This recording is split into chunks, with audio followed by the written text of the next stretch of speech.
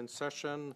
Witnesses, thank you for your patience with us. Welcome to meeting number 44, the Standing Committee Government Operations and Estimates. We welcome back Mr. Shmuka. Welcome back to OGGO. We'll start with you for a 5-minute opening statement, and then we'll go to Dr. Fry for your opening statement. Again, sorry for the wait.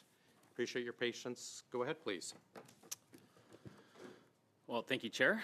I really appreciate the opportunity to speak to this committee about the topic of Buy Canadian provisions, with a specific focus on my own research, the Defence Industrial Base. I'll keep my remarks short, as I'd like to maximize the amount of time that members can ask questions of their specific interest. On the whole, increasing the scale of domestic defence production is a laudable goal, but caution must be taken how it is applied and where. Certainly, there have been notable successes in our history. The industrial buildup during the Second World War was a critical component of Allied war efforts and proved transformational for our country's economy. At the same time, care must be taken to avoid some of the less inspiring outcomes.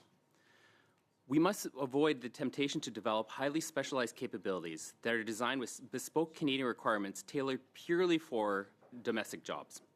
Our history is littered with examples of high-cost, low-capability orphan fleets, colloquially known as unicorns, that have not realized sustainable industrial outcomes.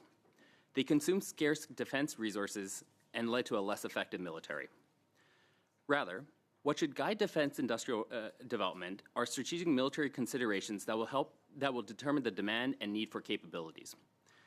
This is a call that a number of other expert witnesses have repeated across various parliamentary committees over the past 6 months. Being able to produce capabilities at a large scale has become a hallmark of modern defense strategy. As evident in Ukraine today, militaries must be supported by an industrial enterprise that can provide thousands of drones, artillery shells, or other consumables daily to ensure victory. Herein lies a significant challenge. Contemporary defense supply chains, like their civilian counterparts, are highly complex and can span dozens of countries, hundreds of suppliers, and tens to hundreds of thousands of components. While specialization can increase efficiencies, it can also be highly vulnerable to disruption due to conflict or changing geopolitical dynamics. Many have argued through reshoring supply chains that Canada might be able to develop resilience from such events. However, the process of developing sovereign supply chains results in systems that are produced at, if the process of developing sovereign supply chain results in systems that are produced at low levels and at high costs, it can have similar negative consequences as supply chain disruption. There are many different approaches that can manage these issues, which bear examining. There are no clear right answers, just different approaches to manage costs, risk, capability, and industrial development, which I hope we can discuss today. Thank you for your time, and I look forward to your questions. Thank you very much. And again, it's wonderful to have you back with us. Dr. Fry, welcome to OGGO. The floor is yours for 5 minutes. Sure. Thank you, Mr. Chair. I want to thank the committee for the opportunity to share my thoughts on the Buy Canadian policy here today. I am a postdoctoral fellow in the Department of Political Science at Dalhousie University. My research centers on Canadian policy responses to a changing global economy. In my view, binational procurement is an example of a mature response to this context. It offers new, good-paying jobs for Canadians while mitigating our supply chain vulnerabilities. It is also with precedent. Our trading partners, namely Australia, Mexico, the United Kingdom, and the European Union, are doing the exact same thing. Through my own interactions with civil society actors, I know our partners are studying what we're doing very closely. On this front, I have good and bad news. The good news is that the Buy Canadian policy may be the most ambitious of its kind in Canada to date. The bad news is that Buy Canadian is limited. Our free trade commitments leave little room for buying national. This is compounded by a small supplier pool. On average, we receive less than 2 bids for a given tender. In turn, the delta between the status quo and buying Canadian is not as large as either advocates or critics will claim. My own investigation found roughly 9 original 2025 contracts that could have been impacted by a national supplier preference. That's 9 of 56,000. This does not mean we cannot do more. In that spirit, I'd like to focus my comments on the leakages question. For a binational policy to succeed, it must address 4 loopholes that enable foreign entities to siphon contract value from Canadians. Here, prime contractors can either send value upstream to a foreign parent company, the origin loophole, cross-stream to a foreign joint venture partner, the joint venture loophole, or downstream to foreign suppliers through subcontracting or sourcing, the subcontracting and sourcing loopholes, respectively. As written today, the policy effectively addresses two of those loopholes. First, the policy eliminates the joint venture loophole by requiring all parties to meet the definition of a Canadian supplier. Second, the policy navigates the sourcing loophole reasonably well through content and material requirements. The subcontracting loophole, however, needs clarity. The policy defines a Canadian supplier as one that does not subcontract, quote, in a manner that results in minimal value-added activities being performed within Canada, end quote. This is too vague. Subcontracting varies by the sector. The policy must explicitly define what is excessive subcontracting. We must also follow our partners, like the United Kingdom, and have stronger public disclosure around subcontracting.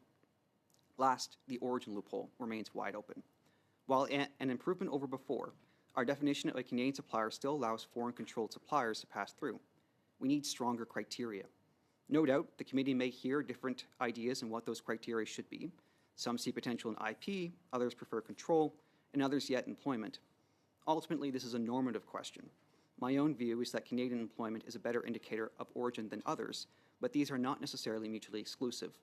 We can and should have multiple pathways for suppliers to establish their country of origin. Beyond these loopholes or leakages, I want to raise the committee's attention to three other items very quickly. First, the success of this policy hinges on better data collection and public disclosure. It is not sufficient for PSPC to tell us auditing is being done independently. Second, the policy is ambiguous over its waiver system. As I understand it, policy exceptions will be at ministerial discretion. This can lead to inconsistencies. In the United States, by contrast, the Biden administration created a Made in America office to scrutinize waiver conditions under Buy America. Canada may be wise to do something similar. This idea is not mutually exclusive with the Procurement Ombud's recommendation to create a Chief Procurement Officer position. Third and last, it is not a secret that manufacturing workers are disproportionately bearing the brunt of American trade actions. I believe our procurement has a role to play in offsetting this struggle. Here, I'm especially favorable to a Buy Union policy as a follow-up to Buy Canadian that can play this role without the specter of trade disputes. I will end there. Thank you. Great, thank you very much. Before we start with Mr. Patzer, I just want to bring up a point that came up the last couple meetings about the speed of which we are talking to help out with our translation. I think we'll be fine today, but just keep it in mind, please. Mr. Patzer, go ahead. Okay, thank you very much for joining us today, both of you. Appreciate your testimony. Let's just start by kind of offering a few extra minutes if you have any other gaps in the policy that you would like to highlight. I think you both target on a few, but if there's any other gaps you'd like to address, Mr. Fry, maybe I'll start with you. I'm a bit of a policy nerd, so I love talking about the policy and what could be. I really want to fixate on the role of a centralized office in creating transparency around this policy. So a lot of my comments and my opening remarks were fixated on data gaps, right? Subcontracting is the most obvious gap in my view, but also sourcing as well. It's very difficult for an independent person like myself, or even the attentive public, to draw conclusions on what Buy Canadian can do, or even the delta between the status quo and Buy Canadian going forward without this data. So we'll see a lot of big numbers, and this is not a unique problem to the Canadian federal government either. We're seeing this with the provinces as well. They've listed some really massive and attractive contract value going to domestic suppliers. Just the issue is they're defining domestic suppliers by their address, and that doesn't go far enough. So I focused a lot on the leakages question because I think that's the big issue here. I mean, we can quibble over the thresholds being quite high. The other thing that I didn't mention within my statement is we're clearly trying to play through exceptions within the policy or within trade agreements with the national security language. I actually think this is a fairly astute approach, going after larger value contracts while provinces go after low value contracts. There's more to be gained here, providing we get it right in terms of the data. Thanks. Right on. Mr. Shmuka, do you have a few more thoughts? Yeah, so my focus generally is on the CAF and our sort of international security environment and what is required to sort of provide the military with the capabilities that's required both in peacetime and potentially in wartime. And one of the issues that I see is that, as I sort of alluded to at the very during my remarks, is that having the capacity to produce munitions, arms, capabilities, whatever, at scale, I think is a challenge that not just Canada is facing, but if you look to our allies like the United States or United Kingdom, NATO countries and all that, and Asian countries, very focused on their ability to produce at scale. And one of the areas that I somewhat worry about with some of the language and some of the thinking that behind is that we would want to sort of completely replicate some of these productive systems or approaches completely within Canada. Whereas I think that if the language and the sort of the intent of this policy is to look at what is required in wartime, or what are the sort of the needs of the forces, and we build out a system that is flexible enough to sort of deal with multiple different challenges, because the international environment is quite unstable and we don't know where the conflict may well be. I think that would really serve us well. But I think that currently as exists and how is sort of being foreseen within the defense industrial strategy and our approaches really doesn't make that easy. It's often done through the existing, you have to procure something like, let's say, the Canadian Patrol Submarine Program, and then you do it through ITBs and what's coming out of that, rather than a more proactive approach to say, no, these are requirements, and maybe we should partner countries proactively in order to sort of work together. Because then, instead of having just a domestic-only supply chain, you've actually built one that is flexible and also can engender greater demand internationally, because they can utilize the same systems through interoperability and whatnot. And then we've heard some claims about the contract or a potential contract with Saab creating 10,000 jobs. Industry experts have questioned that. What do you make of that? Yeah, so I wrote a report in January about this topic, looking at the history of the Canadian defense aviation industry and that. And on Saab's proposal is largely going to be a licensed production of the Gripen fighter domestically. Most countries have moved away from this model. This is not really if you look at our allies, they will go towards sort of joint production, like with the Eurofighter or the F-35. My view is that licensed production, in terms of quality of sort of the jobs that you're going to get out of it, is not very high. It's usually a approach that doesn't really engender a lot of sort of follow-on sort of production, because you're really only producing it for your standards or that. I think some of the quotes out there, they're saying there's somewhere between 10,000 or 6,000 to 10,000 jobs, I think is just not at all credible. I think that if you look at the production that Saab does at Linkoping, which is where they produce the fighter, I think it's around 4,000 or so. And if you look at Brazil, who's doing basically assembly of the Gripen, I think it's only several hundred jobs that are currently there. So I don't take them as actually a credible number. Thank you. Okay. And then, Mr. Fry, you talked, you had a different article that you had written. You talked about the administrative overload that would come with, as part of some of the flaws of this program. Do you want to just highlight that a little bit more? Yeah. Buy Canadian is generally considered to be a positive discrimination approach to social procurement, if you're thinking about it in terms of the literature. And oftentimes, scholars will cite Buy Canadian, or Buy National rather, as an easier approach than necessarily altering bid assessments. You limit competition from the start, and then from there you adjust bid assessments. That's not what we're doing here, right? What we're doing here is we're allowing competition. We're allowing international suppliers, providing they have an agreement with Canada, to still participate, and then we are introducing additional bid assessment components thereafter. So we lose the benefit that's commonly associated with positive discrimination approaches to social procurement. And as a result of that, there's going to be a bit more administrative overload. Okay, thank you. Thanks, Dr. Fry. Mr. Danko, go ahead, please, for 6. Thank you, Chair. Really glad to be part of this conversation this afternoon. I really appreciated your opening comments there. I think there's a lot to dig into on this topic. Buy Canadian is a very important priority for our government, and I think it's something that Canadians are talking about quite a bit as well. And if I'm being completely honest, Canadians is perhaps a little bit overdue. So my first question, Mr. Shmuka, if I can, you talked about in your opening statement about supply chains, different alliances, and also the importance of building up our own national Canadian capabilities in industrial manufacturing. I'm just wondering, in your expert research, are there specific sectors that we should focus on?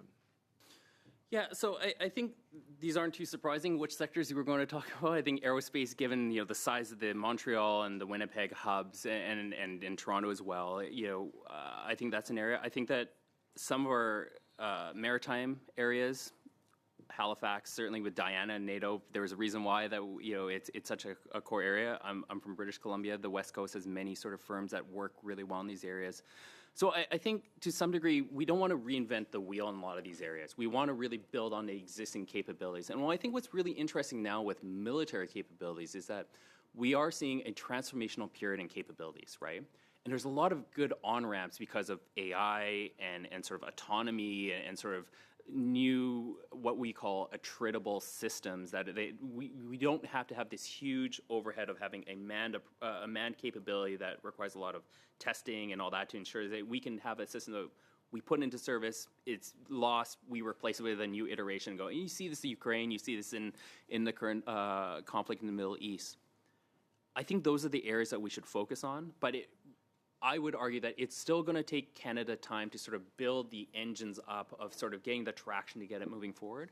And I think given some of the challenges that we have right now with our lack of military capability, the delayed modernization that we've had for 20-some years, we probably really realistically have to look at a two-stage approach where we can maybe even partner with some allies or buy foreign systems, but also funding some of these underlying areas and giving them opportunities, certainly with our capabilities, but also, you know, funding that, because I just there's a bit of a mismatch with where their maturity is versus our current need for capabilities as well.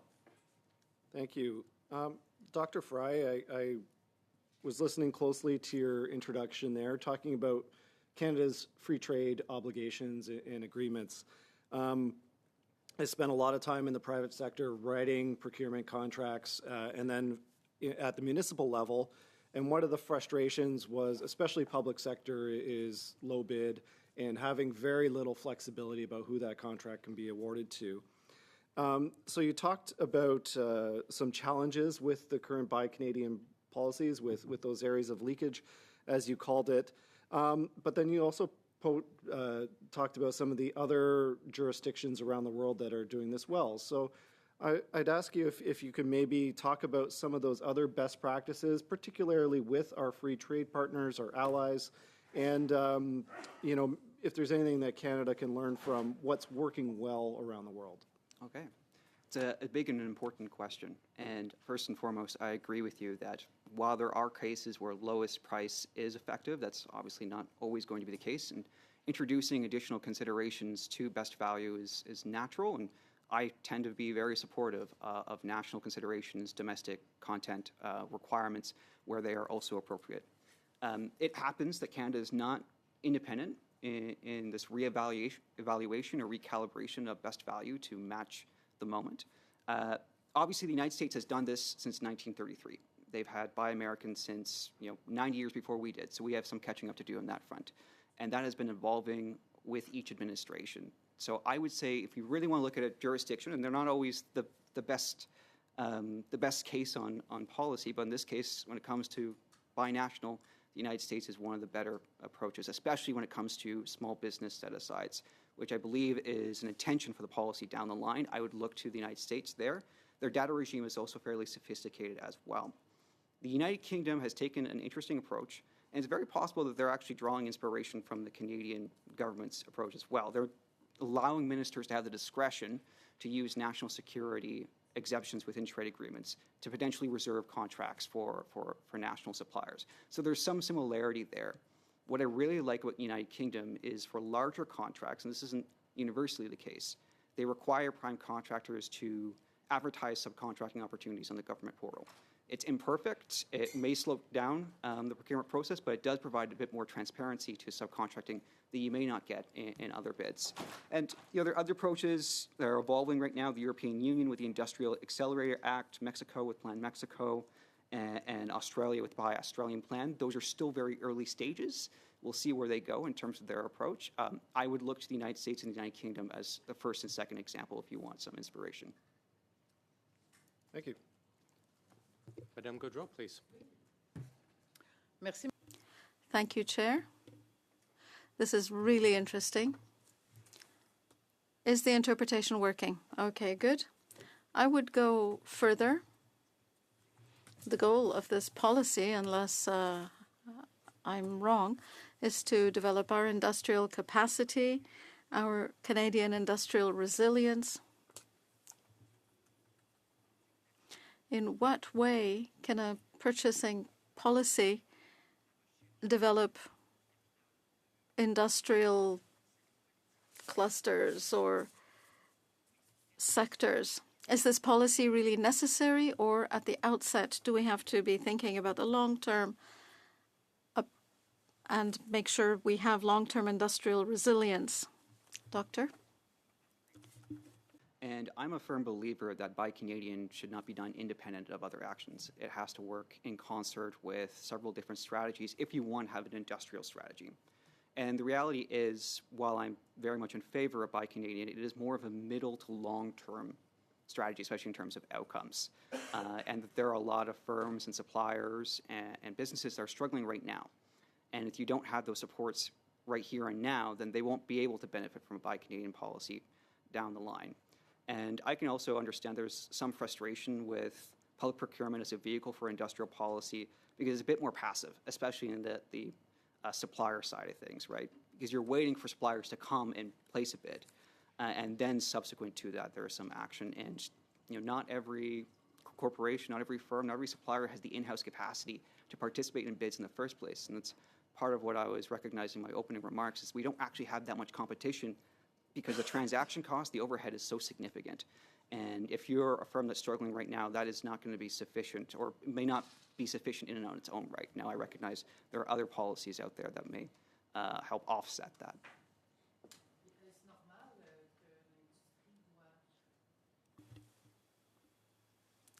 I'll start again. Can you hear me now? That microphone is on. Okay, I'm losing my train of thought.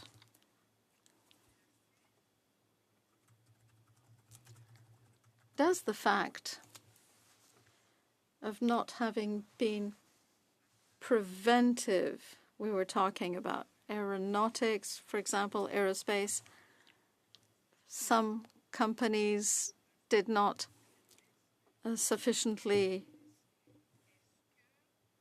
invest in their supply chains. They want, say, stainless products, but try and find them. They want to consolidate what we had before. I'm proud of Quebec. We have a lot of industrial champions. But Mr. Shimuka, I'd like to hear you on this.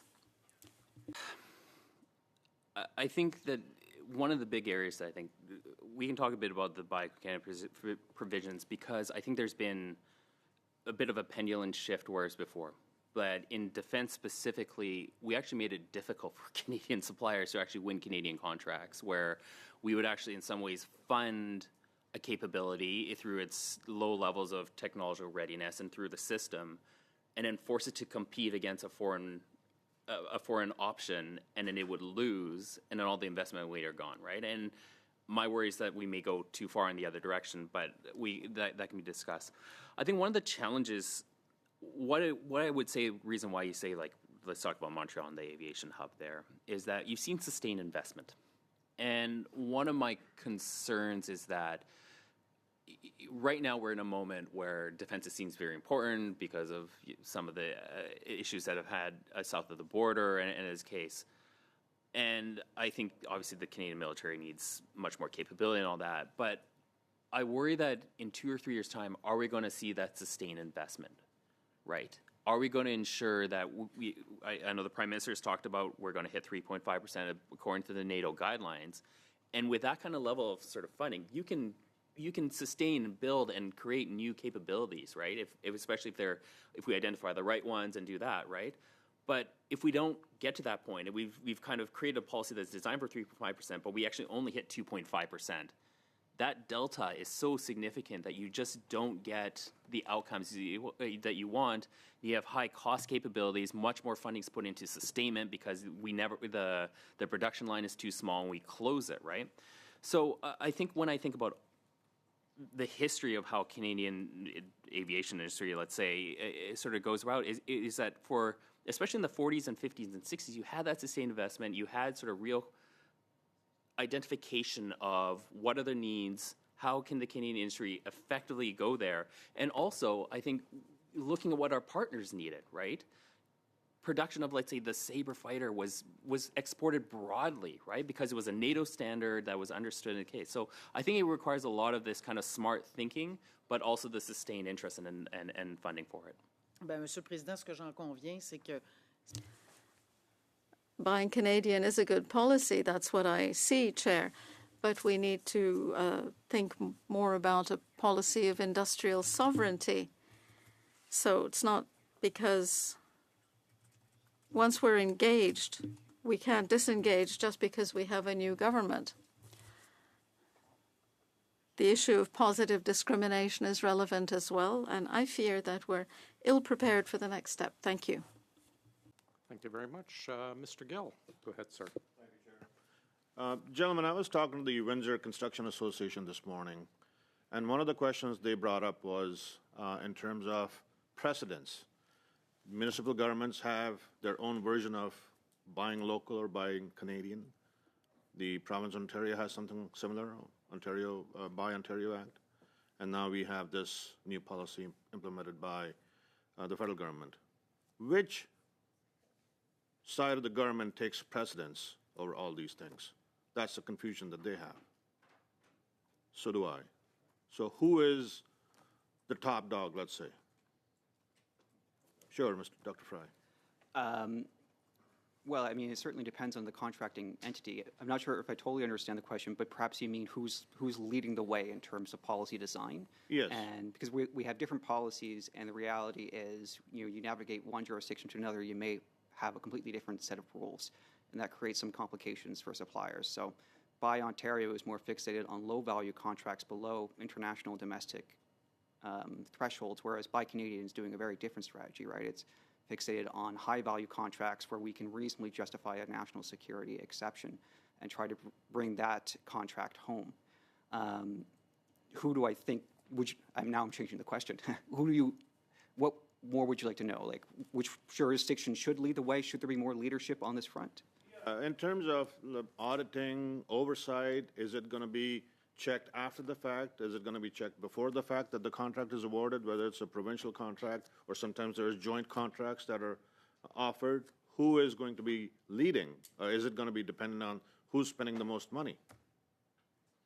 Well, again, it comes down to the contracting entity, but you could also get into the complications around grants and contributions, right? So we had this example with Line 2, for example, where the federal government had its own contribution and claimed that it was part of the Buy Canadian policy. Ultimately, that was contractually awarded by the TTC, right? So it wasn't a federal government contract, but we are sort of applying the logic to our grant and contribution.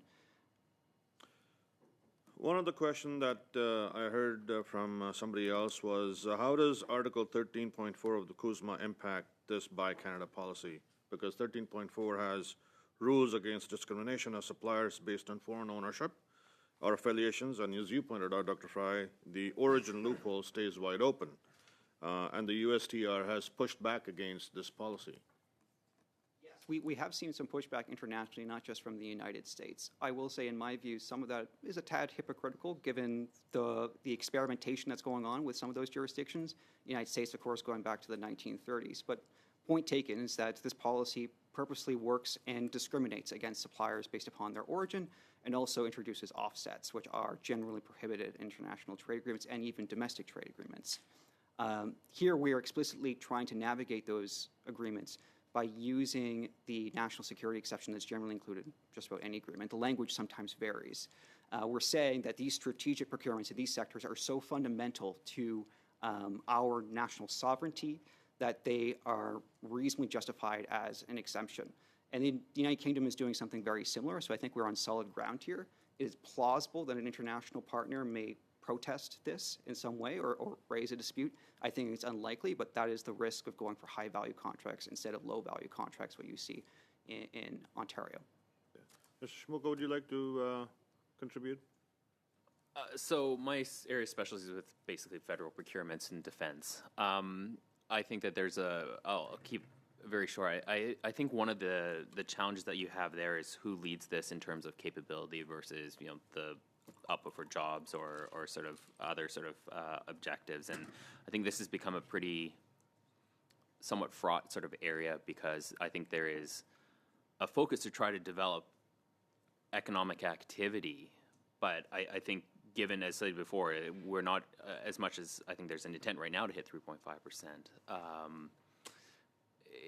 That sort of funding level, even now, because of the atrophy of the forces over the last 20 years here, there isn't that much. That's not going to go as far as I think many people will believe. And as a result, I think there's going to be a bit of a struggle. How much capability can we buy either foreign or partner foreign versus how much can we get domestic, and sort of look towards building a Canadian industry. I think that's going to be a significant sort of conflict point, for lack of a better word, that's going to exist within any future upcoming procurements. Thanks. Ms. Rochefort.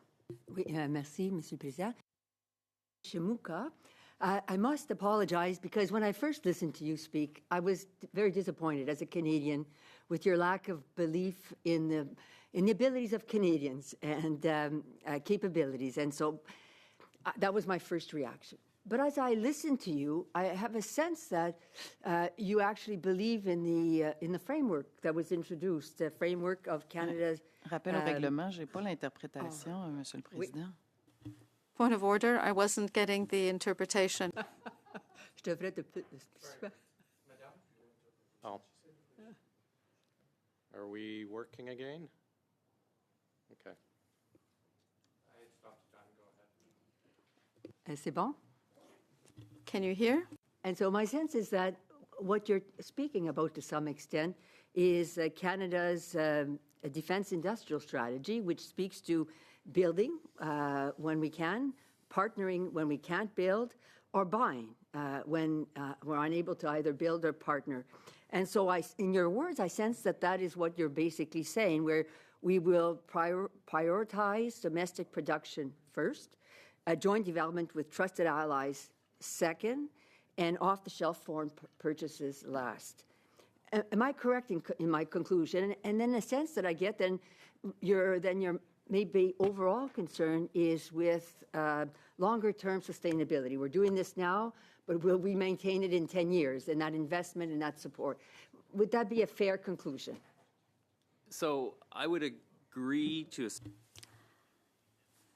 degree. I think I would change it a bit, where I think that partner is really critical. I think that if you look historically, even during the Second World War, a great example is Canada built tens of thousands of aircraft. Yes. Well, however, Canada did not build a single aircraft engine in Canada, because C.D. Howe and others, the Minister of Time, realized that this would be too complex, it would take too much time, and this would prevent us from actually making a usable output of our sort of industrial capacity.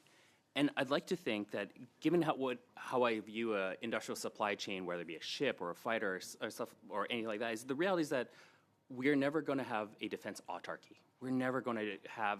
There's always going to be a joint or a component that's going to be built outside of Canada.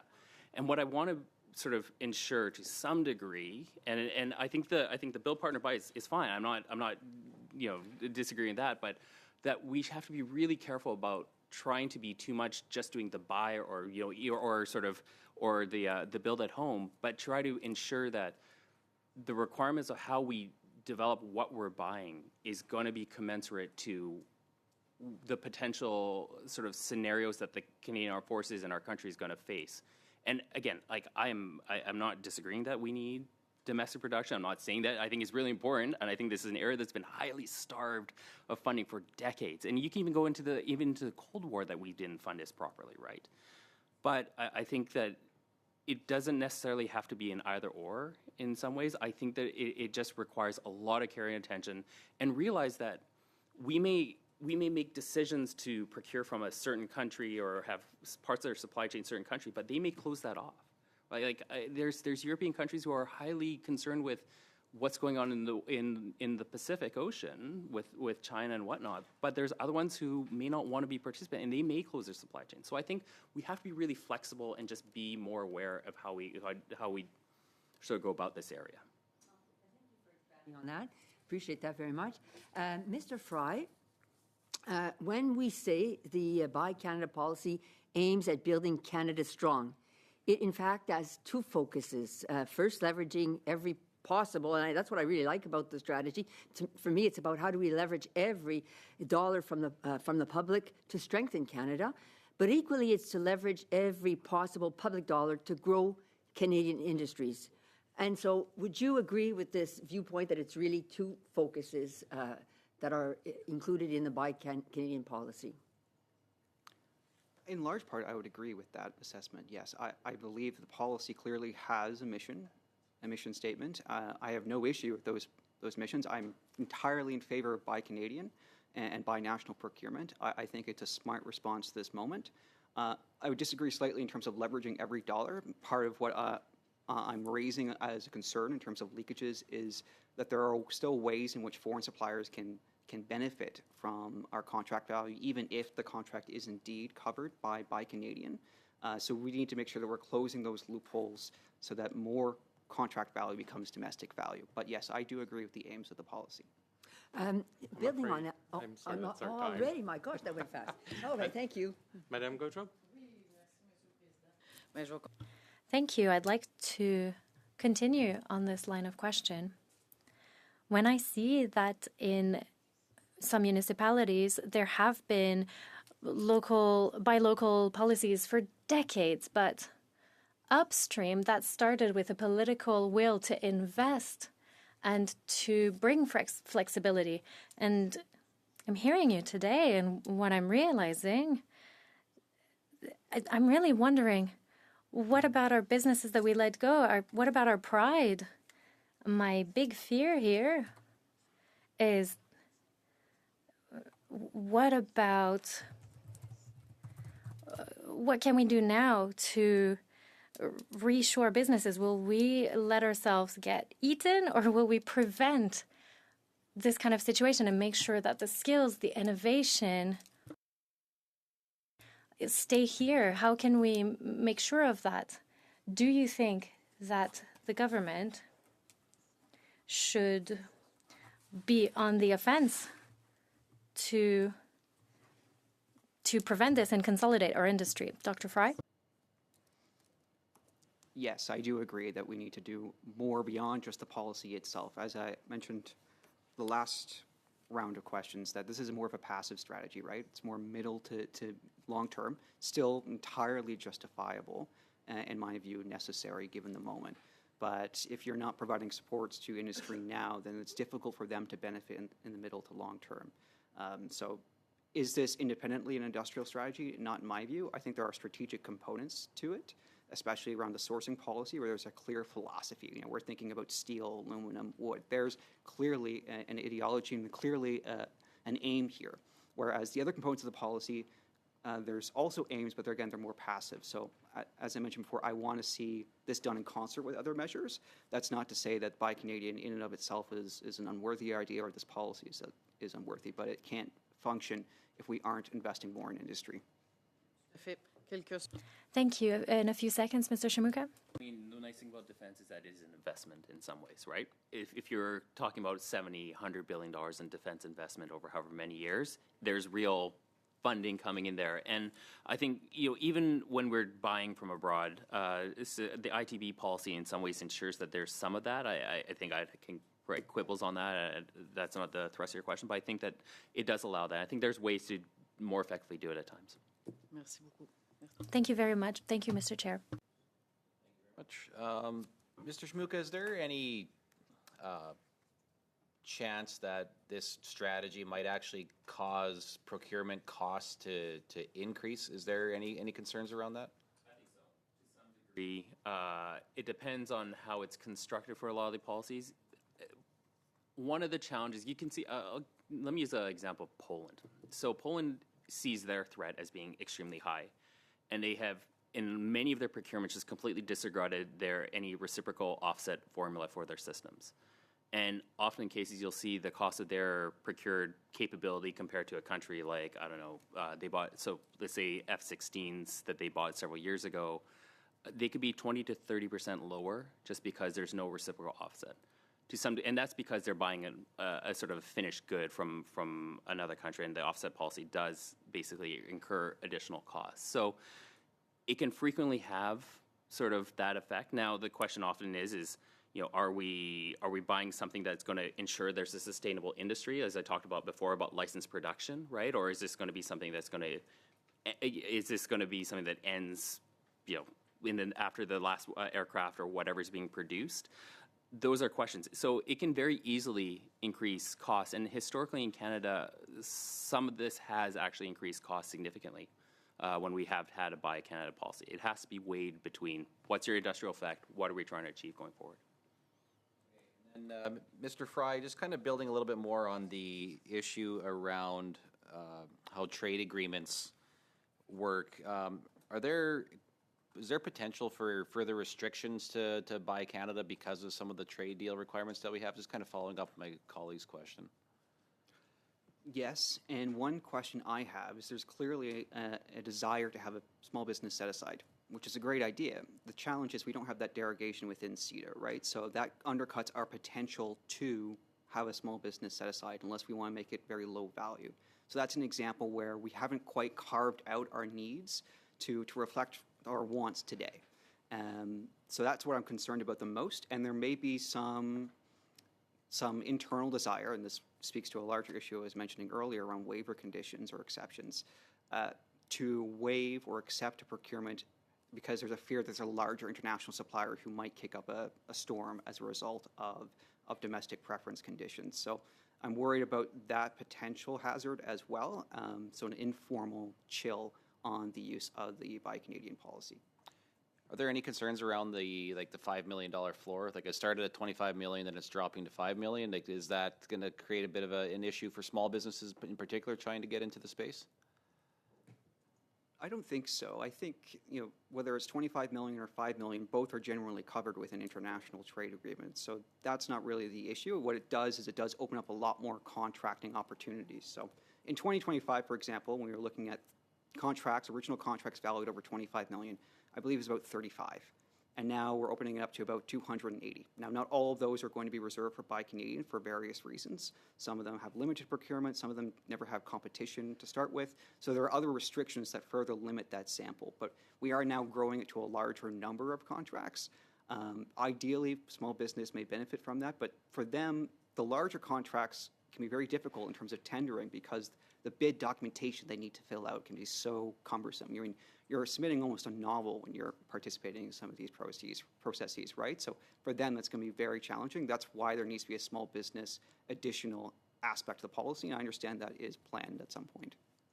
Okay, and then what about intellectual property? I mean, generally when you're buying like an OEM piece, you don't own the software that you get with it. Is there any concern around if we're trying to be building more things in Canada that we might, or even if we're importing some goods from another company, in the case of, say, the Gripen fighter, if the government decides to go that route, that we don't actually own the software, and therefore we got that issue around not having the ownership of that IP?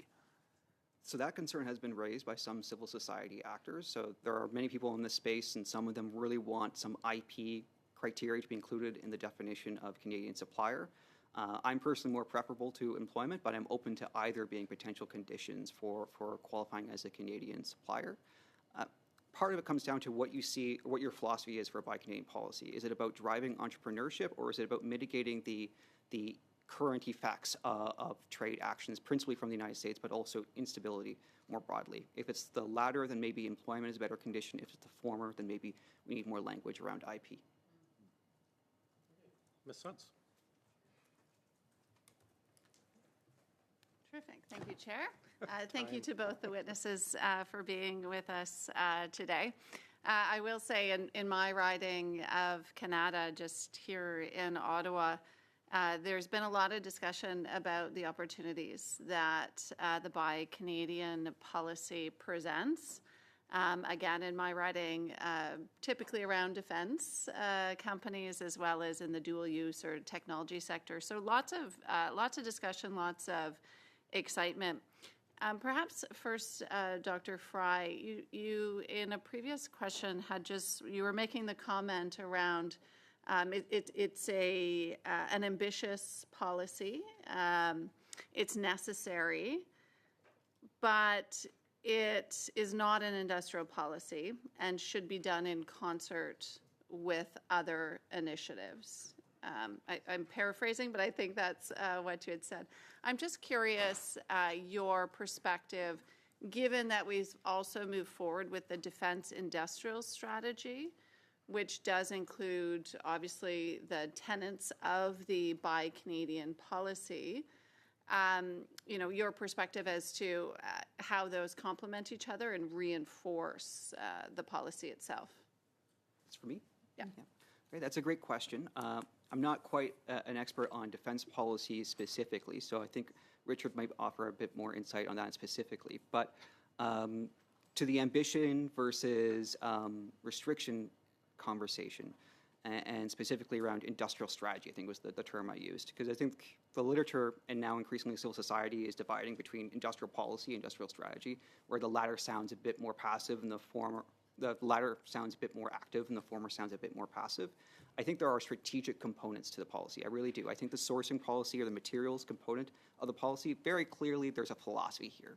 We are thinking about industries that are being impacted by American trade actions, and we are trying to ensure that we are sourcing from those industries at home so that we mitigate the effects of those actions to the best degree possible within public procurement. Now, there's inherently limits to public procurement, and that's why I and many others believe that industrial strategies need to include other policies in concert with each other to mitigate those effects, and perhaps allow some of those suppliers who may reasonably benefit from this policy to actually participate in the first place. So one of the key indicators I'm looking for the Buy Canadian policy is, are we going to see more participation? I mentioned in my opening remarks that tenders on average have fewer than 2 bids. If we can get that up all the while having a Buy Canadian policy, that's a really positive indicator. And I'm out looking for that specifically, if this policy will actually incentivize new entities to step forward and participate within public procurement. Agreed. Great metric. Mr. Shamuka, would you like to comment on that as well? I think your point about industries in Canada, like a small and medium size, I think is a really good one. And I think it's been really challenging for them historically, and even today.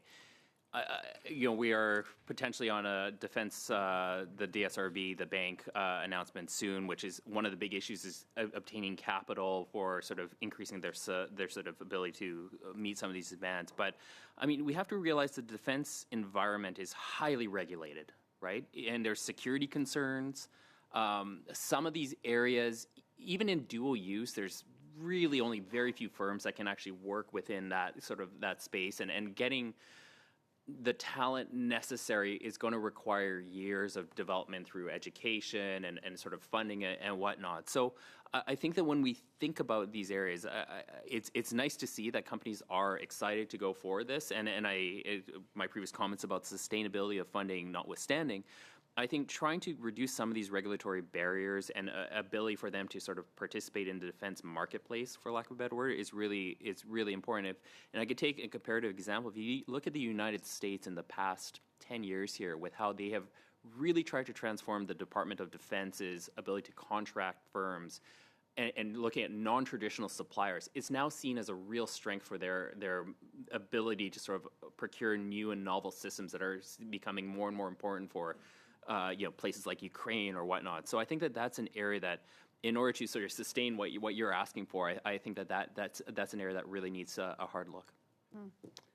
And maybe building on that, and we haven't touched on this yet today, but part of the Buy Canadian policy is to bring forward quite soon a small, medium-size business procurement office.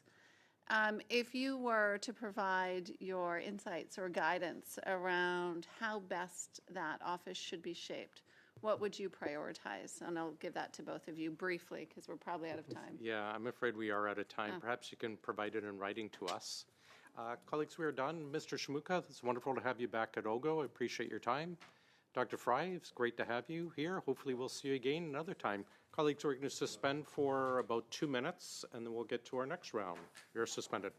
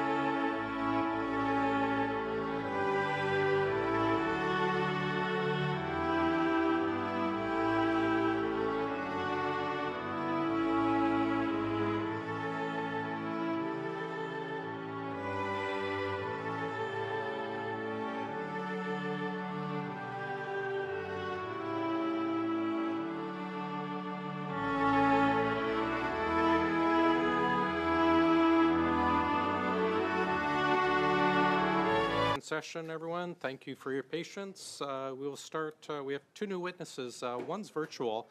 Can I just ask if you have a question for the two of them, directed to someone specific, so that our guest, Mr. Straisfeld, will know if it's being directed to him. We'll start with Mr. Yurchuk. You have 5 minutes for an opening statement. Go ahead, please, sir. Good afternoon, Mr. Chair and members of the committee. Thank you for inviting me to take part in your study on Buy Canadian policy. My name is James Yurchuk, and I'm founder and CEO of Wuxley. Wuxley is a Canadian-owned manufacturer of advanced outerwear, military soft goods, and engineered textile systems. Since launching in 2015, 99% of everything we've made has been made right here in Canada. We employ more than 50 people directly in Mississauga and 300 in a coast-to-coast-to-coast supply chain. We're exactly the kind of company the Buy Canadian policy is meant to support: Canadian-owned, Canadian-made, and built on domestic supply chain. I'm here today because I believe Canada can be a global leader in sovereign, high-performance, cold weather and soldier systems designed and built right here at home. Like a Swiss watch or Italian suit, there's something special about Canadian-made outerwear. And the Buy Canadian policy should take note of this, because there's an opportunity to strengthen Canada's global reputation. Canadian preference should be strongest in sectors where supply disruption creates national security risks: defense textiles, PPE, Arctic gear, public safety uniforms. We should treat these and prioritize them just as we do with critical minerals, steel, aluminum, and wood products. If Canada cannot design, engineer, and manufacture critical soft goods domestically by Canadian companies, we are exposed. We saw this when COVID hit. Wuxley maintained its Canadian supply chain, so we're able to quickly pivot. We produced more than 10 million pieces of PPE for Canada here at home for our frontline workers when they needed it the most. When Russia invaded Ukraine, standing by was never an option. Wuxley evolved again and have delivered more than 250,000 military soft goods to Europe. We have quickly become a world leader in female combat uniforms here in Canada, with over 40,000 sets delivered to Ukraine, along with sleeping bags, parkas, tank covers, and various soft goods, all made in Canada. Today, our engineered textiles are tested, trusted, and used in the harshest conditions in the world. We have the domestic industry to build on, but this industry is becoming fragile. By ISED's numbers, Canada imports roughly $17 billion of apparel imports each year. Too much of that is resold by foreign-owned firms, hauling out our Canadian operations, talent, IP, with billions and billions of dollars ultimately leaving our economy. Sadly, contributing to this grand number is military clothing imports from Asia that Canada continues to allow to clothe our Canadian armed forces. Sovereignty is not just about fighter jets, shipyards, and exquisite systems. Canada has a real strategic advantage in cold weather and Arctic textile systems, and our allies are taking notice. But we can't let this opportunity slip. Demand is growing at home and abroad, and deployments are only increasing year after year. This is where Canada can truly lead. Given the room to grow, we can create thousands of jobs and real skills brought back to the places that lost them. That is why the Buy Canadian policy matters and why it is the right direction. Its success will come down to how it is implemented. Today, a product can be called Canadian while the ownership, the IP, and the most valuable value chain sits offshore. Enough with the maple washing. True domestic value means Canadian ownership and IP, Canadian manufacturing, and Canadian suppliers, not just the seller's address or office. We got to treat technical textiles and defense soft goods as strategic industrial capabilities, just like wood and steel. It means secure supply chains, speed when a crisis comes, stronger quality control in jobs and skills, and also the know-how that stays in this country. As a Canadian company, we're asking for a fair opportunity to compete at this pivotal moment, not just for now, but for the long term. When the world thinks about gear built for extreme cold and harsh operating conditions, Canada should be the country they think of. We have the expertise, we have the environment, we have the climate, we have the industrial base to build on. The question before this committee is whether we choose now to be that country. In my former career as a CFL football player, my coach used to preach, we have to be brilliant at the basics. For Canada, this means getting the fundamentals of this policy right so we can maximize its full potential. For the soldiers protecting this country and representing Canada around the world, for the allies who are counting on us, let's reawaken the Canadian textile industry. Let's make the world's best outerwear right here at home in Canada. Thank you, and I look forward to your questions. Much. We'll now go to Mr. Straisfield, please, for 5 minutes. Go ahead, please. Thank you very much, Mr. Chair, members of the committee. It's a great opportunity to appear here to talk about Canada's Buy Canadian policy.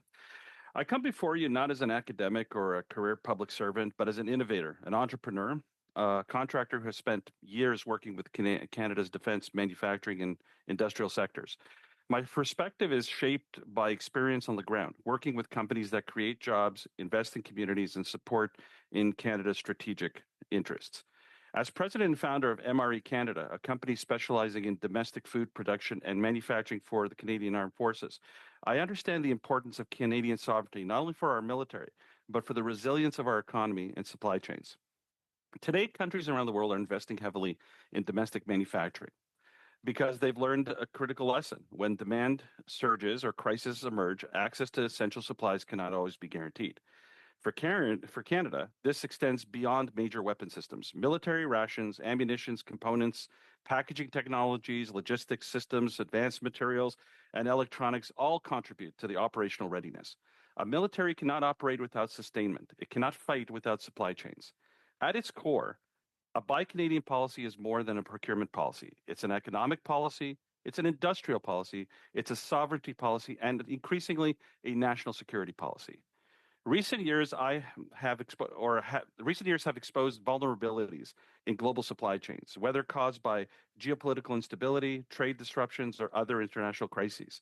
Canada has learned that dependence on foreign suppliers can leave us exposed when other nations prioritize their own needs. Resilience requires more than trusted trading partners. It requires the ability to produce, sustain, and scale critical capabilities here at home. Building that capability or that capacity requires long-term investment, and those investments depend on confidence that government procurement will remain consistent over time. We've seen what happens when that confidence disappears. When Canada faced critical shortages, businesses stepped forward, invested capital, expanded facilities, and built domestic production capacity. That was during COVID-19. Yet when immediate need passed, many were left competing against lower-cost import goods without sustained support. Much of that capacity disappeared, and those investments were lost. That lesson should not be forgotten. The same principle applies today in defense manufacturing. If government expects industry to invest in new production lines, workforce development, and infrastructure, companies must have confidence that procurement commitments will endure long enough to justify those investments.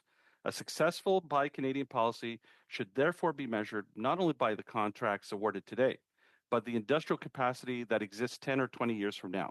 The question is not whether Canadian companies can compete. They already do. The question is whether our procurement system gives them a fair opportunity to succeed. Too often, procurement focuses on the lowest upfront cost, yet true value extends far beyond the purchase price. When contracts support Canadian workers, research and development, tax revenues, and domestic supply chains, the economic return benefits the entire country. Every dollar spent with a Canadian supplier supports jobs, innovation, apprenticeships, exports, and future growth. This is particularly important as Canada works to strengthen its defense and industrial base. We cannot build a resilient defense ecosystem overnight. It requires sustained investment, predictable procurement, and confidence that domestic firms will have the opportunity to grow. To succeed, a Buy Canadian policy must be implemented carefully. First, Canadian content requirements must be meaningful and transparent. Canadians should have confidence that products labeled as Canadian genuinely are created value in Canada. Second, the policy must support small and medium enterprises. Many of Canada's most innovative firms begin as small businesses, but face significant barriers in navigating complex procurement systems. Today, small firms can become tomorrow's industrial champions. Third, the policy must focus on long-term industrial development rather than short-term political objectives. Buy Canadian should not be viewed as protectionism. It should be viewed as a strategic investment. Every major industrial nation actively supports sectors it considers essential to economic prosperity, resilience, national security, and Canada shouldn't be different. So in closing, Canada faces a strategic choice. We can continue to treat procurement primarily as a purchasing exercise focused on short-term costs, or we can recognize it as one of the most powerful tools available to strengthen our industrial base, economic resilience, emergency preparedness, and national sovereignty. The lesson is simple. Capacity is not maintained, it's eventually lost. Once lost, it becomes difficult, costly, and time-consuming to rebuild. If Canada wants domestic companies to invest, innovate, hire, expand, we must provide confidence that strategic Canadian capabilities will continue to be valued long after the crisis has passed. A successful Buy Canadian policy should not simply purchase Canadian products. It should build Canadian capacity. I thank you very much, and I look forward to your questions. Thanks. Mr. Patzer, please, 6 minutes. Thank you very much, Mr. Chair, and thank you to both witnesses for appearing here today, and congratulations on a fantastic career, Mr. Yurchuk. I'm a big CFL fan from Saskatchewan, but I digress. Anyway, as part of the Buy Canadian, the government has said for a long time now that they will launch the small business procurement program spring of 2026. It's June of 2026. We still don't have that program out there. So what concerns do you have when there is a delay in this part of the program as an SME yourself? Yeah, great question, and I'm sorry to hear about the Saskatchewan fan part, but aside from that, I think as an SME, there's always a runway, there's a burn, right? And you get certain signals, and you try to react and triage some of the signals that you're hearing from industry, hearing from government, and so when they're not brought on time, that means that the runways we're taking off space, and the cash is burning, and you've got to make decisions, and so making these decisions quickly help the small to medium businesses. And so we're certainly in favor of bringing some of this timing forward. And for you then, what would be the most important thing that should be part of the policy? Like what would be some of the either definitions or some of the requirements or targets for you to really make sure that you fit into this policy? I think just really looking at the real Canadian factors. Where's the company from? Where's the ownership? Where's the operation? Where does the IP land? All the things that truly make it Canadian. It can't just be partial or piecemeal. Where is that wealth ending up when project is complete? And understanding those factors and giving some credits towards true Canadian companies will certainly help out a company like ours. And then there's a concern that government contracts will be bundled, and it could create like a reverse incentive working against an SME. Do you see that as a potential problem, that you could be squeezed out because of the bundling by larger companies to get those contracts? Well, yeah, certainly in the past, what we've seen is projects being favored towards incumbents, and they reach a certain criteria, and it's tough to make that for the insurgents like ourselves. And sometimes you see the ladder getting kicked once they're up there, but I think unbundling them a bit and giving some opportunities, not making it $1 million just to make, we've been part of proposals where it costs us $400,000, $500,000 just to put the proposal in. There's a lot of work, and that really sidelines a lot of companies. I heard earlier from the witness two proposals as the average. We got to get those numbers up. Yeah, and you kind of touched on another piece there, and I've heard from other businesses in other areas, but kind of we hear a lot about, say, shovel-ready projects. That's kind of like a buzz phrase that we hear a lot, but in your case, it's more of like a shovel-worthy type project, right? Like you have capabilities and you have some capacity, but if you're able to get that bid without having to go through $500,000 or $1 million worth of building a report and a proposal, only to just be denied. Now you've lost that money that you could have been investing into your company or into whatever your next line of textile might be, right? Would you see some value in something like that, where it's like, we know that you have the capability, so yeah, you can be successful without having to go ahead with a massive spend to just find out it's lost? Yeah, I think a trend that we've been seeing south of the border is these two-phase contracts. If you meet this certain capability, they show you what the reward can be at the end of the way, rather than just putting the whole contract all together. So say, in our case, if we have to make a jacket that's good for -60, okay, if you make it to -60, you hit that goal, then there's 1,000 jackets behind it, as a rudimentary example. But making those off-ramps and de-risking it for both the buyer, Canada, and for the supplier and industry, I think that'll certainly favor the SMEs. Right on. And then, if this is all to be successful, and let's just say the government does manage to roll this out, what is the opportunity for you as a Canadian supplier? In our particular case, I think there's quite an opportunity. There's opportunity not only to fill a meaningful capability gap here in Canada, bring in thousands of jobs that we've lost overseas as we continue to import $17 billion of apparel each year. Bringing these jobs back can be super important, but also an opportunity to export. As I said during my witness statement, we are known for being cold weather experts around the world, yet we continue to export a lot of this work outside the country. If you can believe it, Canada now, we import our long johns, our base layers for the Canadian Armed Forces.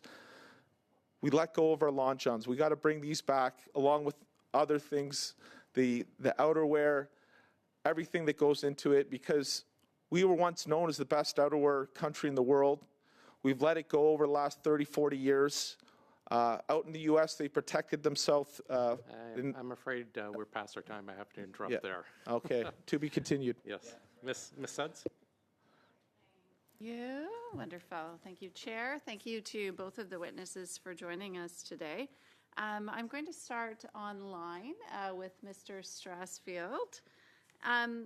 One of your last statements caught me in your testimony around the Buy Canadian policy can't just be about buying Canadian products, but about building industrial capacity. Really important, obviously, goals as we think about what we'd like to see come out of this policy. I asked a similar question in the first hour to another witness, but to me, given we have introduced the defense industrial strategy shortly after the Buy Canadian policy, they are building blocks. And so that defense industrial strategy is really about building that industrial capacity across this country in key capabilities that we have identified as areas we want to see sovereign capabilities. So I'm curious your comments on that, whether you view that in the same way as complementary and that building block that we needed to put in place. Thank you very much, Mrs. Suds. The assessment is correct, and I'll amplify it a little bit more. I was at CanSec last week, and I was speaking to a lot of manufacturers who we would want to partner with as an SME, because my foundation as an innovator is that I've gone through ISED programs like NGEN and IRAP and NRC and ISC, and they teach us there to work collaboratively, to expand and to build, and to build a network so you can build greater, bigger things. When I sat down at the Canadian Pavilion to speak to the military people there, it was very clear that they have no idea of what is available out in the market. So at the same time, the whole idea of building the resilience and buying Canadian is also finding a way to get all ministries, all groups that are interested in purchasing, And I'm going to be a little bit funny in this and say that there should be like a Canadian Idol for investment and procurement. That there should be a catalog of, hey, if you are looking for something weird, go to that catalog and say, okay, we know that there are some SMEs and there's some medium and some large people who can do this. And I think that that plays into what I was building and what you were suggesting with the last panelist earlier. Fascinating. And one of the things that I've learned recently, which I think is quite excellent, is the team that built the Defense Industrial Strategy has now set up a portal where companies can register. And I would suggest it's trying to bench those strengths and capabilities that we do have in the incredible, thousands of companies across this country. So I take your point. It is certainly something that needs to happen, and I'm starting to see some building blocks to be able to mesh the sector a bit closer together. I think I'll pivot, and maybe I'll pivot. Thank you very much for that to the room, to Mr. Yurachek. You made some comments around some of the struggles being, a small, medium-sized business. And as was rightly pointed out by one of my colleagues, we are in the process of establishing a small, medium-sized business procurement office to help address some of those challenges that typically a SME would have in the past trying to do business with government. And so I would value your insights as to what would make that most efficient and effective for you as that office is stood up? I think the industry engagement is important, but real signal is important because, right now we're going out, industry's going out every week. There's events, there's different conversations kind of happening. And there's a lot of excitement building up, but we've really got to put pen to paper and start rolling out those contracts. The speed of those contracts are going to be very important to the SMEs, and there's a real eagerness. There's an excitement out of CanSec, and it's industry is very excited to get going on some of these exciting projects. Thank you, most definitely. And maybe then I still have some time. 1 minute, yeah. So maybe I'll go to Mr. Stransford as well, Field, on the same question. I'm sorry. Could you rephrase the question quickly? I'm sorry. Yes, apologies. So it was with respect to the new small, medium-sized business procurement office, and what would make that most useful and relevant to you in being helpful moving forward? So with respect, I think it's a great idea, and I think if we can put some guarantees in there. One of the biggest problems with small medium enterprises in any funding program that has a portion for them, there's always a danger that the money has been. I've heard this with a lot of our projects. The money has already been spent or has been tapped out, and we don't understand how it was possible. So the key here would be to analyze a fund that is really dedicated to those. You were mentioning before the 5 million and up. Like, there's a lot of us who are going to band together for the 2.5 million project to try to get together so we can get that funding. So I think if it's open-minded enough to allow for people to collaborate, to share, to work like they do in other like ISED sponsored programs, I think it'll be very successful. Much.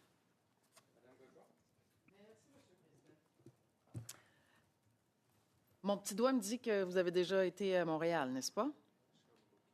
Sherbrooke? Et voilà. C'est correct. C'est correct. Parfait. Donc, vous allez pouvoir me répondre en français. Un petit. En fait, je veux revenir sur... il y a deux idéologies. Là, je l'entends. There are two ideologies. I've been hearing the English.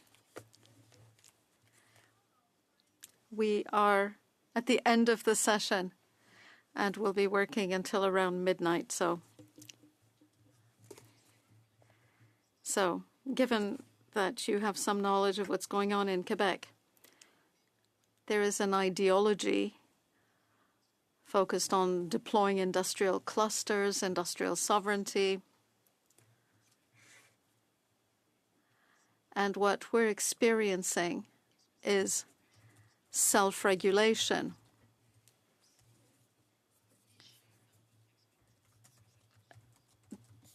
Is what I'm saying, does that make any sense? Can we call on your expertise?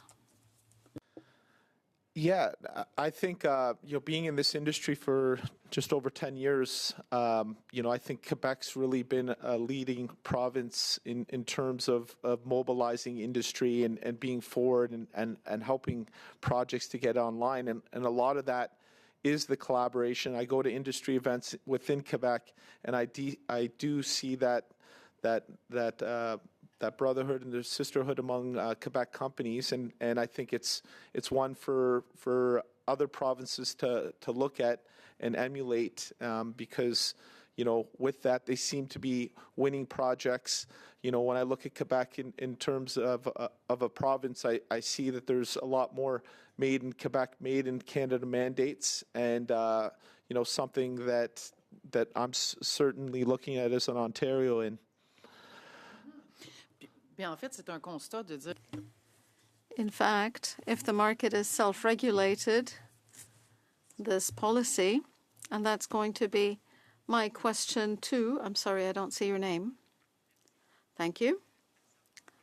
So this is my question. Is it really an issue for you to be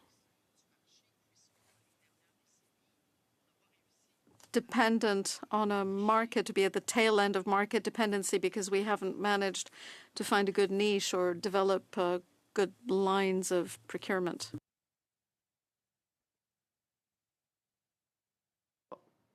Oh, you're muted, sir.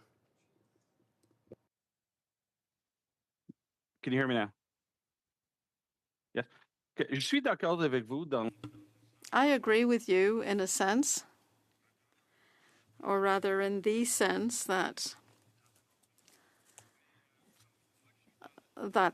this is the thrust of the policy before us. But I've been in military procurement, and what that means to me, when we see Buy Canadians, it means I want all foods. I want Ontario milk. I want Quebec maple syrup. I want fish from Nova Scotia. If we build that idea of Buy Canadian, what it consists in really is a guarantee that when the mood changes around the world, we will maintain those main thrusts, the relationships, things we can fall back on. Puis en fait, comme il me reste encore. I still have a bit of time.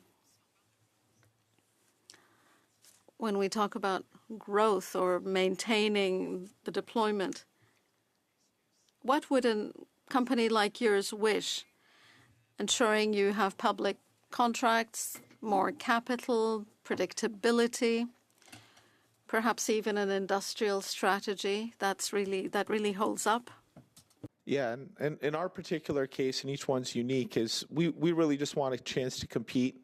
We want a chance to compete within Canada, and we want the Canadian support to get behind the industry. We look at other countries. I look at Norway, South Korea, France, similar sized countries that have stood up big primes that have been grown and developed by their home country for the years, and those are the companies that have become primes within Canada. I think we want the support of Canada to become primes within Canada and be able to go sell as primes over there. Excellent. Donc. Great. So what I'm hearing is that there's recognition and enhancement, but the question is support. Right, we're talking about Quebec at the moment, but there isn't just public money. We're not just talking about subsidies.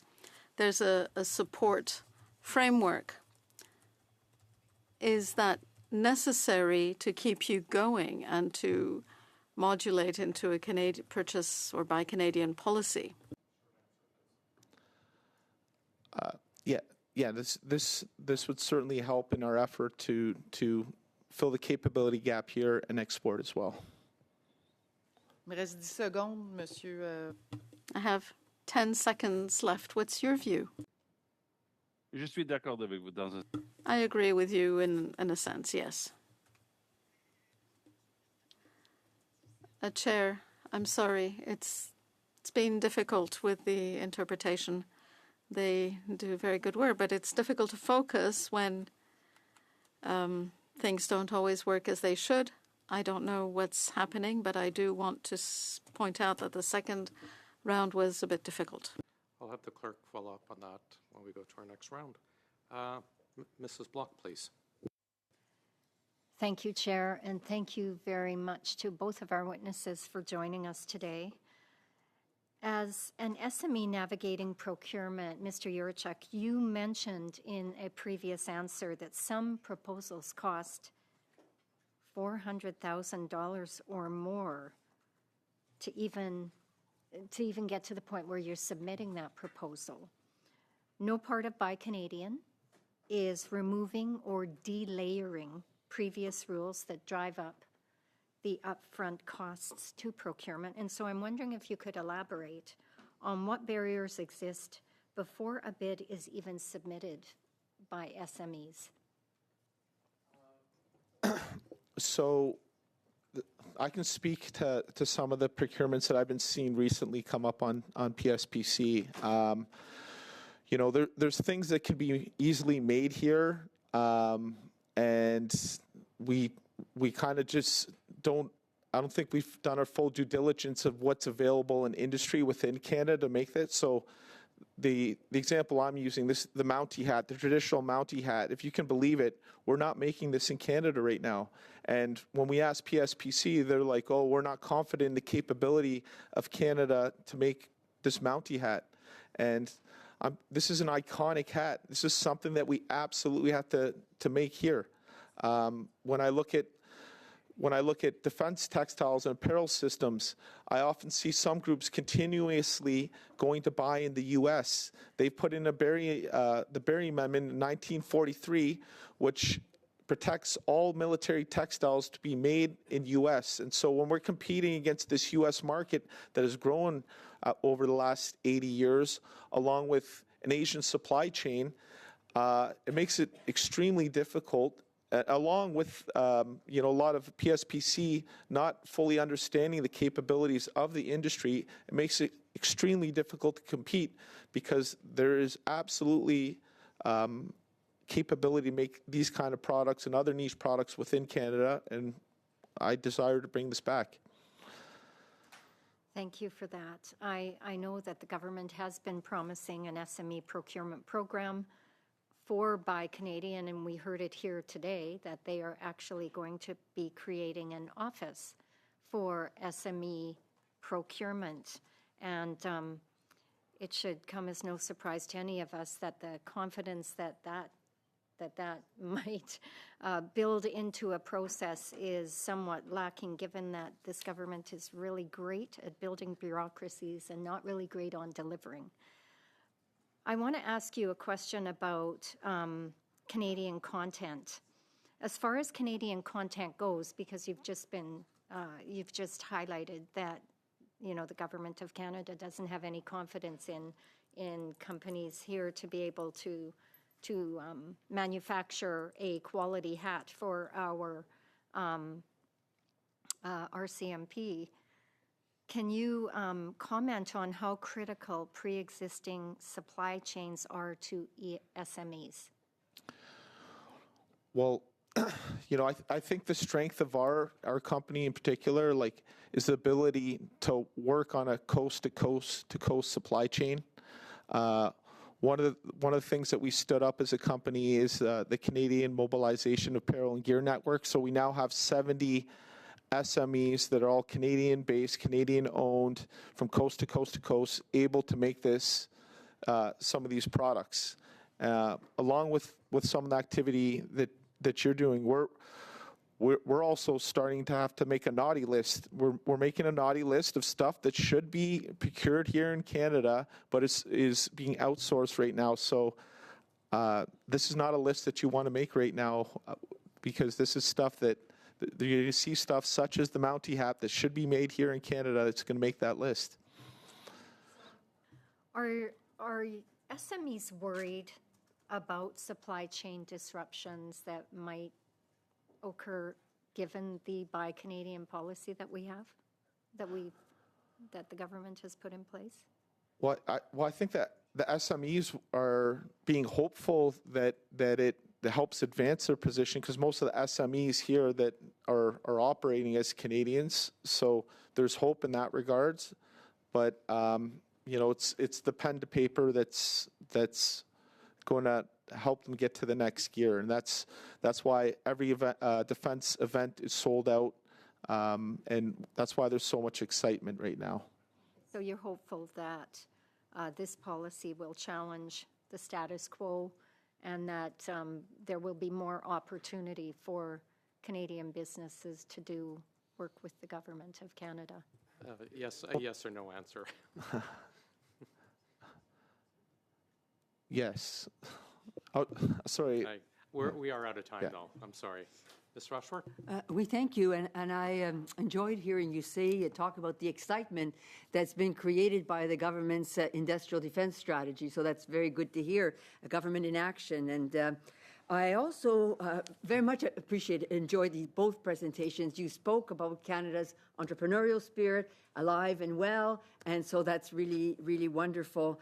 And also, I thought it was very enjoyable to see the breadth of products that could potentially be available throughout Canada under the Defence Industrial Strategy. We think of ammunition and certain elements, but you're obviously doing different products that we maybe not think of as common in the field of defence. So thank you for both your presentations. So I have a question for both of you, the same, and it's building a bit on my colleague's question, Madame Sudd's question, and because this is an opportunity here to move forward on a small business procurement program, but your viewpoint is very important. It's in partnership with industry that we're moving forward, and so very much your thoughts, and we've touched on them, but if you could summarize, what would you like to see in the upcoming small business procurement program to make it easier for SMEs to do business with the federal government? And so both of you, whichever one, Mr. Jurczyk or Mr. Straisfield, sorry for the pronunciation incorrect, but whoever would like to go first, if you could sort of maybe summarize it, bullet forms, 1, 2, 3, 4, 5, 6, what would be the key points essential? Mr. Strathfield, if you'd like to begin. Thank you, James. I appreciate it. So I think very simply put, when you talk about SMEs, like James and I are old friends. We actually worked together during COVID to supply PPEs. So my company was a company of 4 or 5 people. James's was a much larger SME. So when you're talking about SMEs, there's going to be different levels of SMEs. You're going to have the basic SMEs, the intermediate, and the senior SMEs before they become large. So I think an open-mindedness of that, what's good for the goose is not necessarily good for the gander. I hate using cliches, but this is something important, Madame Rochefort. The second one is that, again, it comes back to this idea of timed out money. Like there has to be, you have to dole it out in the sense that, okay, we need stuff. So yes, you're on the list high up, but then if you're innovative, like in my case, I came into this industry because I was making drones and munitions. I came into the food industry because the military had a contract for MRE and 95% of it was US based. I didn't like that. I rushed to go out there and create a relationship of Canadian food suppliers. So the next MRE kit was going to be 95 to 99% Canadian. And I'm very proud to say that I've done that.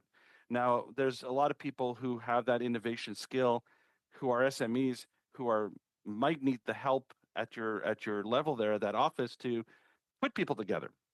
One of the big criticisms I had with ISET a long, long time ago is that if you lose a competition, you lose, but you shouldn't lose. You should say, you didn't make it, but we'll mention you, or you can go onto some sort of portal somewhere, put your stuff out there, and if somebody thinks that your technology is good, they can work with you, and you can come back to us as a joint thing. So SMEs, I think, require a little love.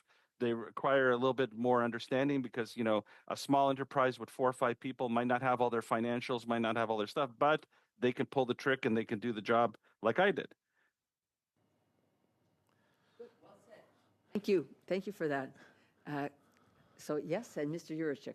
Chuck. So a few things I'd love to see is Canadian-made priority, speed to contract, predictability of project pipeline, transparency on the timeline, ability to partner early in projects and innovate with Canada, and then also have Canada pick their strategic Canadian partners as SMEs.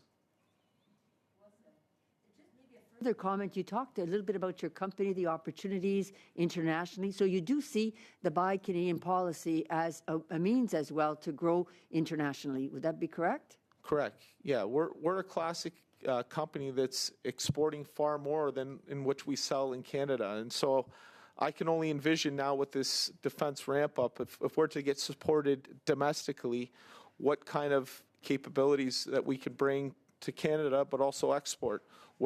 We started as a $5,000 investment and a Kickstarter, and we've been able to export hundreds of thousands of goods to Europe. And so I can only imagine if Canada made us a meaningful partner, the things that we could do not only here in Canada, but also bring jobs, export, and deliver Canadian-made goods elsewhere.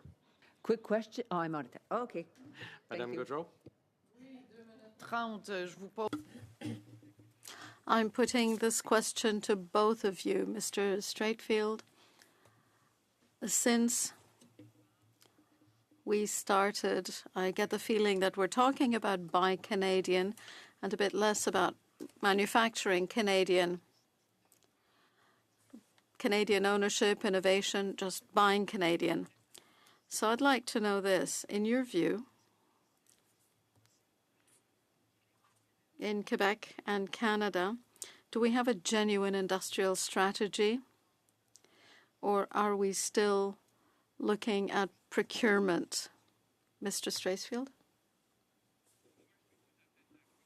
I agree that we, as Canadians, Quebecers, Ontarians, regardless of our province, have the intelligence, innovative spirit, and all the rest to make what we want to make. I had a 60-day contract to prepare meals. I worked with companies in Quebec and Ontario to fast-track the whole thing. Food to replace U.S. food. We don't have the technology to do that ourselves, but that's the mission I'm on. I want to work with people in Quebec to buy the machines, to forge the technology, conduct the studies, do the research, so that in 5 years we can be a world leader manufacturing whatever we need. So that brings me to say, as a business person myself, that there's risk involved. Buying Canadian is good if you want to develop your company, but you also have to feel supported, not just be in a market that entirely self-regulates. So does Buy Canadian lack teeth since there's not enough support, innovation, or manufacturing involved? Yeah. So we have broadly identified some of the capabilities that we want to bring on the defense industrial strategy. But what will really show it to me is when you start seeing more Canadian companies that are truly the primes within Canada. The signals that I've been hearing and going to the different talks and is that we're only trying to go halfway. We're only trying to get to 50% of bringing this Canadian domestic capability, and there's still a lot of attention going towards foreign-owned primes. When it becomes a true defense industrial strategy is when we make the Canadian the primes, when we bring the Canadian companies underneath the tent, we help grow those companies, we do those strategic partnerships. Merci beaucoup, Monsieur le Président. Merci. Thank you, Chair. Mrs. Block.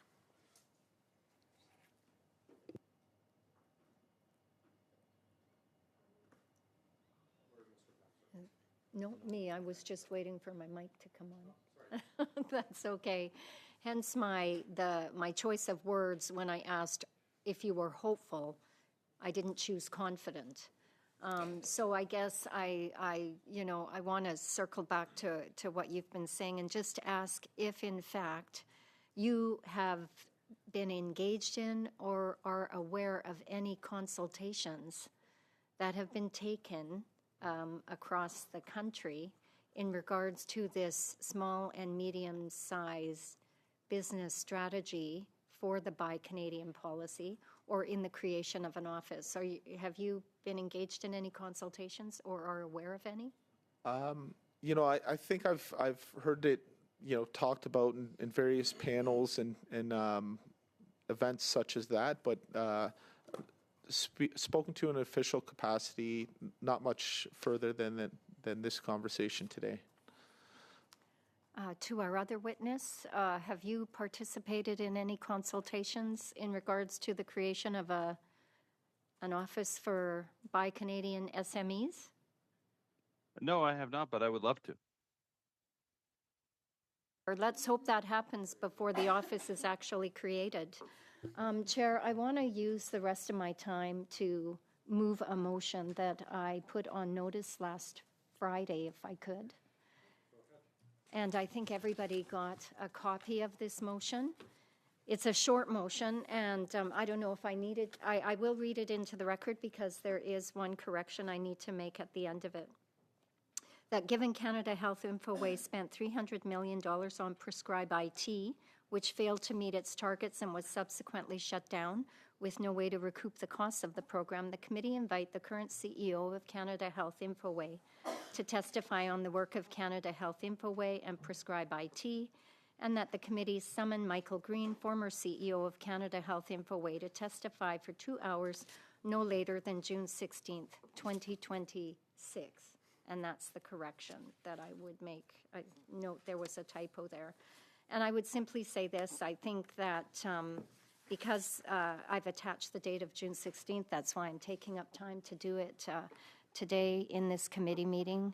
And I would simply suggest that we know that Health Canada gave $300 million to Canada Health Infoway to develop and implement Prescribe IT, and that they had every intention of replacing the fax prescribing system.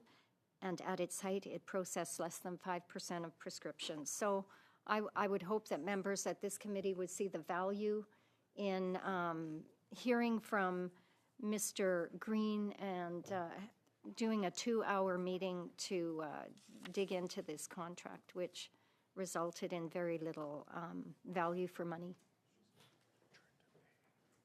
Ms. Rochford? I'm not sure on the procedure here, Mr. Chair, but we still haven't concluded our rounds with the witness. So is Madame Bloch just tabling this motion at this point? No, she's introduced it. She's introduced, and then we're going to go. Are we going to finish then? It depends on how fast or how long it takes to settle the motion. If it's within a moment, then we'll continue for Mr. Gasparo, who's last round. If it's going to continue longer, we will dismiss the witnesses when we reach that time. I see. Okay. Thank you. I'm starting the speaking order. Just a reminder, everyone, I will note who's speaking and the next person, and that's it. I will not be nagging you. Put your name on the speaking list. If debate runs out, it runs out. Ms. Suds. Thank you, Mr. Chair. Is it possible to have this circulated, just so I have it at my fingertips? It was circulated a couple days ago. We can recirculate it, though. Do you mind? Off the top of my head, I do have a few comments. I did pay attention when it came in. First of all, I would just posit that it's my understanding that a very similar study has been proposed at a number of other committees, including, I believe I was told, at Health Committee. So I would just suggest, Chair, that we should be stewards of resources here in the House of Commons, and I think the duplication of efforts certainly isn't necessarily needed in this moment. We do have a full agenda ahead of us. We have studies underway. I do not see the value of us disrupting that schedule with the few short meetings that we have left when this is already being reviewed at other committees. I am Madame Gaudreau. Monsieur le Président. Thank you, Chair. Seriously, what is the purpose of this committee? Well, government operation, budget review. So we were looking to see what's coming. We're looking to see what's coming with Buy Canadian. But it is our responsibility to ensure that we have all the information we need to shed light on things, to set the record straight. In my view, and I know my colleague on health is of the same view, this hasn't been dealt with, and the fact that something will come out at public accounts doesn't solve everything, or if it's been mentioned by the Auditor General, same thing. So how are we going to fulfill our commitments? We have MSIS, we have this study to conclude, and there are others as well. So, you know, we can't create weeks, so we'll soon be adjourning. Right. Mr. Gill? Chair, I was actually present at the Health Committee when this subject came up, and they declined the offer to bring the Health Minister in to speak to this matter. I will say the same thing I said over there. We have a sacred obligation to the taxpayer. We have to respect them as well. And denying those opportunities to the taxpayer to listen completely as to what's going on. And a $300 million is not chump change.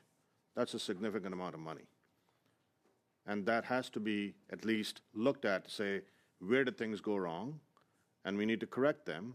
This is not a blame game of any kind, but it's an investigative game to say, how do we do this, and how can we get better at doing what we do? Thank you. Right. I have no one else on the speaking list, so we will go to a vote. Ms. Ross, are you still with us? Yeah, okay. Sorry. A recorded vote? Yes, please, go ahead. Mr. Danko. No. Mr. Gasparro. No. Ms. Mingarelli. No. Madame Rochefort. Ms. Sodds. No. Ms. Bloch. Yes.